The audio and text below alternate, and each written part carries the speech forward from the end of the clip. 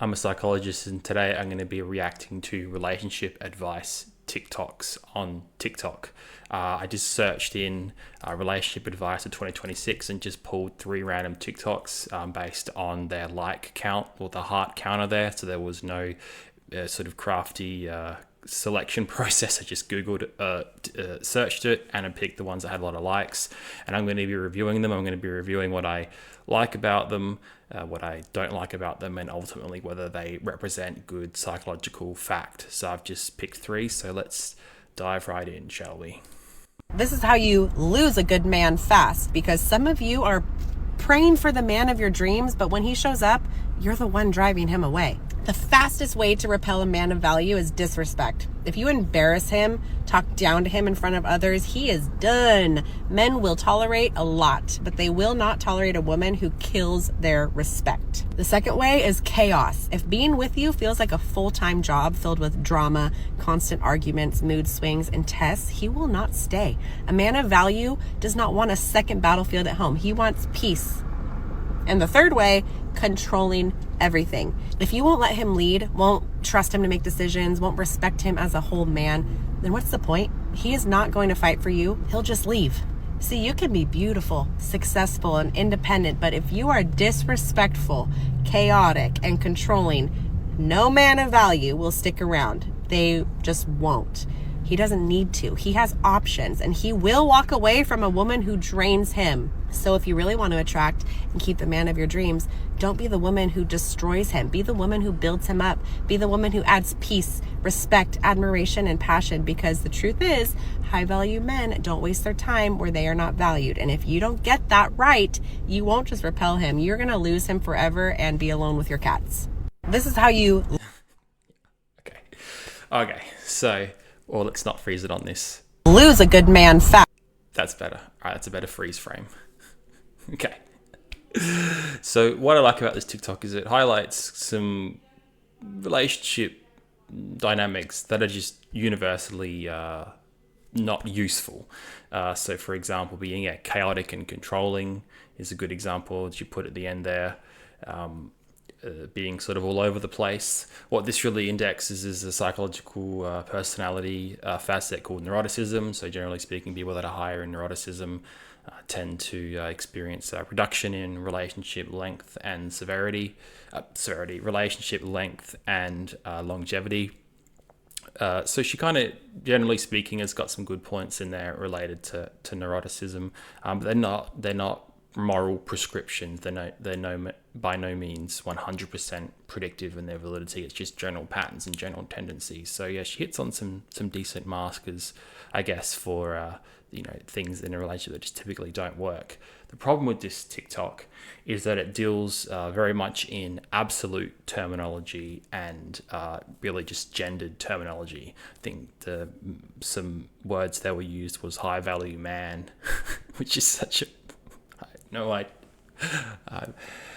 it's such a weird phenomenon. I can't wrap my head around it, because value is derived from demand, and if a person is not being in demand, then does that lower their value? And it's like, well, what if the person is not in demand but they have a fantastic job like a medical doctor? Is that someone that's low value because they're not in demand in the dating world? Anyway, the high value man sort of thing and high value woman or whatever, I think is a bit weird, because value is derived primarily from demand and exclusivity. And I mean, there's plenty of humans on the planet, so exclusivity is pretty low, 8 billion, and demand is dependent on what you particularly like. So yeah, it doesn't really work. But anyway, beside the point, she uses a lot of absolutist terms, and like you're going to lose him fast. High value man will leave instantly if you don't do this, this, and this, which is not a good foundation to set up a relationship on, because a relationship is supposed to be something of compromise and something of, you sort of build a shared vision together, and framing it in terms of, if the woman does this, the man will leave, and it's the woman's fault, is kind of counterproductive. And if the messaging was flipped, and if it was that the man shouldn't do these things, otherwise the high value woman would leave, it also is a bit counterintuitive and doesn't really help people. It just sort of facilitates confirmation bias ultimately. So overall, I would say hit some decent therapeutic points in a way But the overall framing is too absolutist and too deterministic to be able to really derive any useful value from it, because relationships are far more complicated and dynamic than just don't do this, do that, or if you don't do this. It's very much if-then statements. If do this, person will leave. If don't do this, person will stay, or whatever. It's a bit absolutist. But no, some interesting points nonetheless that she's unintentionally touching on. If you are...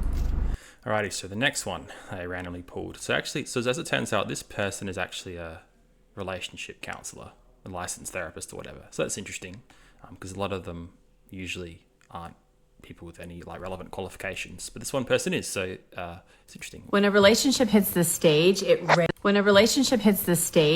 rarely comes back. And after 15 years as a couples therapist, I can tell you this moment is one of the hardest to repair. It's when one partner shifts into what we call a burned out pursuer. You've seen this dynamic. It's the partner who keeps the emotional pulse of the relationship going, the one who says, hey, something's off, or I miss you, or can we talk about what happened?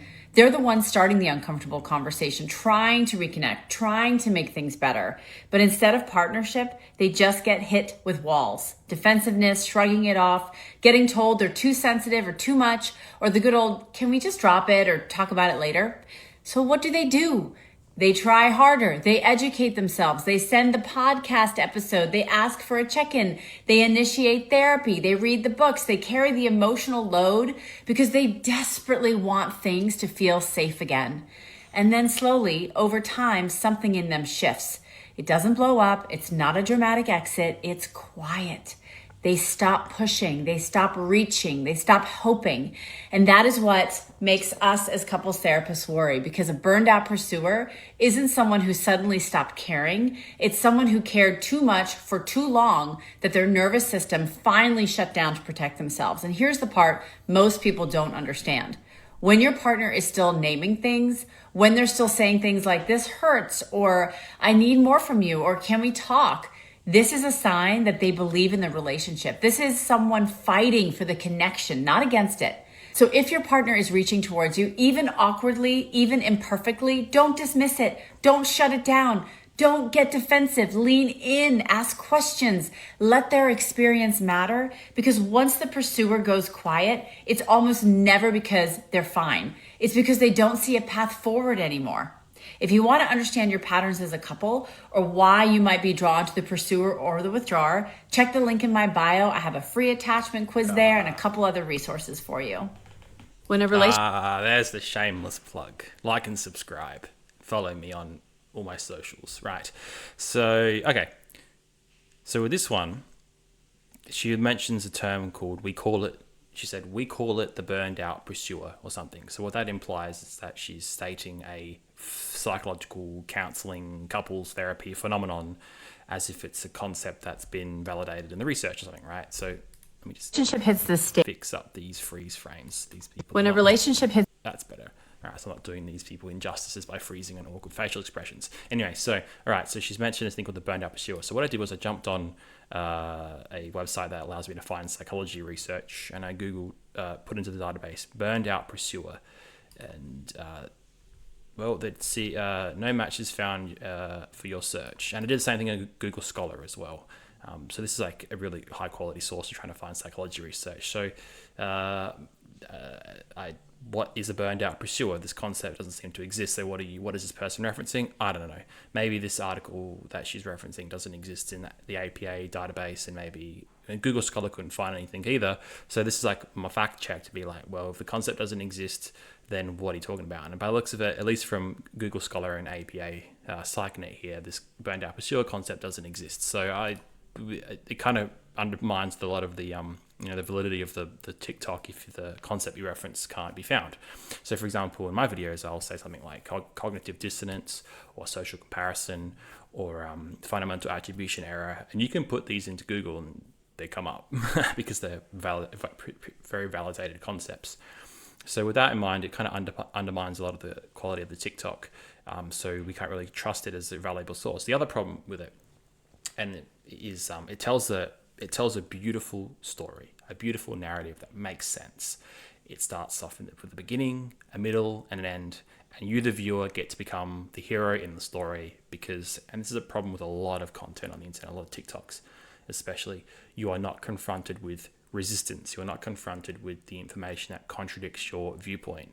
So this beautiful narrative she tells, the problem is that it isn't representative of what probably happens in each individual case. It just works as a nice, beautiful, flowy narrative that is easy to understand and subscribe to, probably resonates with a lot of people, but it doesn't, the specific application to any specific couple or person, it doesn't account for the likely resistance factors or the likely individual factors in a client that would ultimately change the narrative. So when it says the stage of relationship that most couples never recover from, well, the burnout for sure doesn't seem to exist in psychology research as per APA and Google Scholar.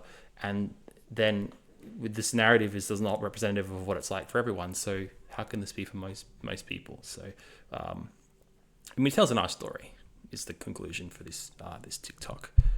Alrighty, the lucky last, which was this one, which, yeah, just... I often have sex even when I don't want to. And before you ladies get in the comments and freak out, let me tell you what I mean.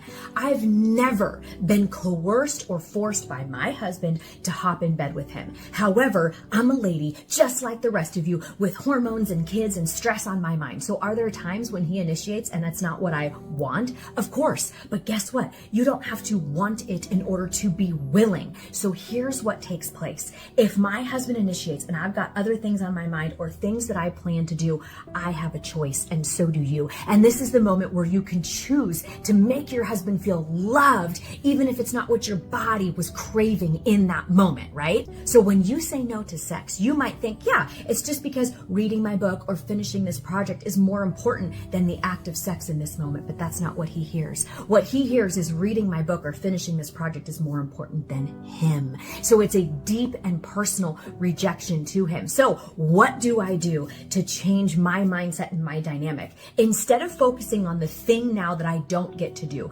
reading my book or finishing the project, I say, this is what I get to do. I get to invest in my relationship. I get to make my husband feel loved and wanted. I get to show up for him and show him that he is my number one priority. Because all those other things, ladies, they'll still be there. You can still get the time to read your book. You can still finish that project. But if you are constantly using your no card, it's going to deflate him and it's going to begin to crush your marriage. Now, that doesn't mean you can't have a no card. There are times where Terry will come to me at night before bed. It's a little bit later than is maybe I'm okay with because I really need a good night's sleep that night. And I will say to him, it's a little late. I'm super exhausted. Would it be okay if we did it tomorrow? And guess what my husband does, men? Make a mental note. He says, absolutely, get a good night's sleep and we'll prioritize it tomorrow. That should be your response to her. Make what she needs just as important as what you need in that moment. But ladies, it's going to be really hard for him to do that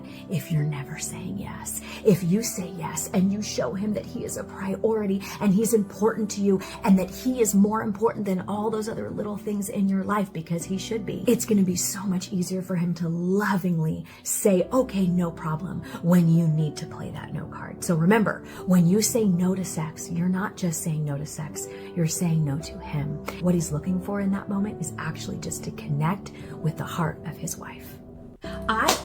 Okay, shouldn't laugh because this might be a serious. I feel sorry for Terry for getting really revealed like this. Right, so this presents with a lot of problems. What it basically is saying is if you say no to sex, you're saying no to connection, and you're saying no to caring and all that sort of stuff, which is like a massive problem, because if a relationship is derived just from sexual intercourse, then you're basically, it's not really a relationship, it's just more, I guess, an exchange, right? So saying no is it just frames it. It just frames a lot of the relationship is like a permission to have intercourse type structure, when I'm sure most people don't have to go like, hello wife, please give the goods, thank you. And if she says no, oh, wife don't like me, because forget about all the time you spent together, the mortgage you paid off together, the kids you raised together, and all the fun times you had. No, and everything boils down to intercourse. You know it. So, yeah, it's a little off because it also implies that you should say yes even if you don't want to. So that almost sounds like something you would hear in a court case, or when I get patients that have come from a court background. It just sounds like something that you would hear in a court case. I said yes. I didn't want to, but I was still willing.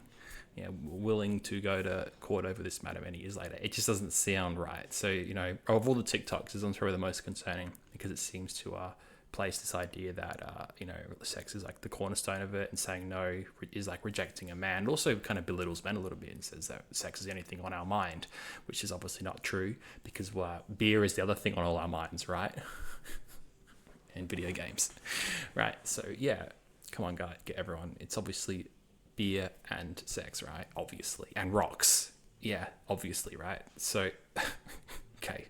Gosh. Anyway, so it's meant of any other complex domains. It just boils it down to, if you say no, you're rejecting your man, and that's the only way for you to show that you care about him. Bad logic. The other way that you can show that you care for him is by cracking a beer with him and eating some rocks. Anyway. So yeah, that's the end of this video. Hopefully people find it enjoyable. And if anything else you want me to react to, just let me know, and I'll try and psychologically analyze the videos. And yeah, thanks for watching. Subscribe for more.